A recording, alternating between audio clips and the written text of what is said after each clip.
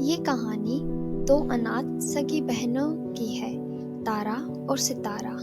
तारा सितारा से उम्र में बड़ी थी, इसलिए माता पिता के देहांत के बाद तारा अपनी छोटी बहन सितारा का बहुत अच्छे से ख्याल रखती थी। तारा माता रानी की बहुत बड़ी भक्त थी। माता पिता की मृत्यु के बाद वह माता रानी से ही अपने मन की सारी बातें किया करती थी। हर सुबह पूजा अर्चना के बाद वह अपना घर का खर्च चलाने के लिए दूसरों के घरों में सफाई का काम करने के लिए चली जाती थी। इसी से बेचारियों को खाने के लिए 2 वक्त की रोटियां मिल जाती थी। बड़ी कठिनाई से दोनों बहनों के दिन बस ऐसे ही गुजर रहे थे।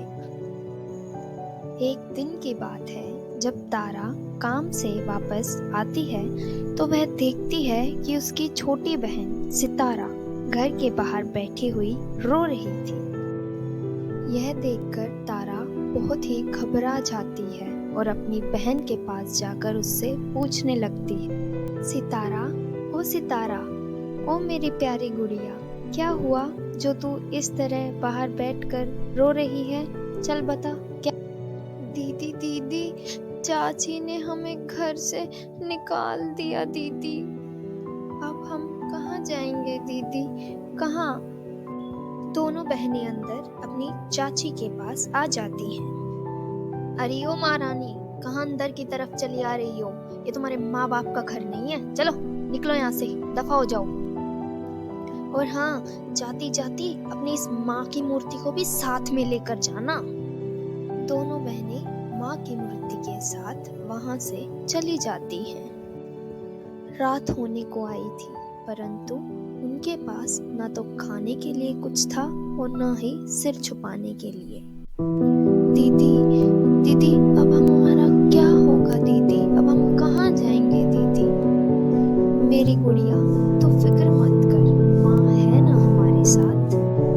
दीदी, ये भी भला कैसी माँ है जो इस मुसीबत के समय पर भी हमारी कोई मदद नहीं कर रही? नहीं मेरी गुड़िया, तू देखना, माँ हमारी मदद जरूर करेंगी।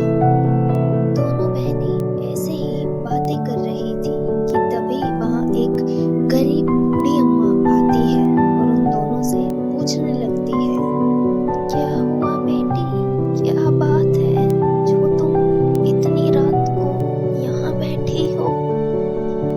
उस बूढ़ी अम्मा की बातें सुनकर तारा उसे सब कुछ बताने लगती है।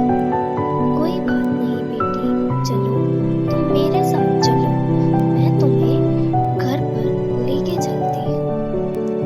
वह बूढ़ी अम्मा तारा और सितारा को एक बहुत ही सुंदर घर के अंदर लेकर चली जाती है।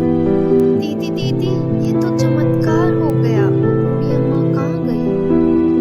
देखा तारा तूने, मैंने तुझसे कहा था ना कि माँ हमारी मदद जरूर करेगी।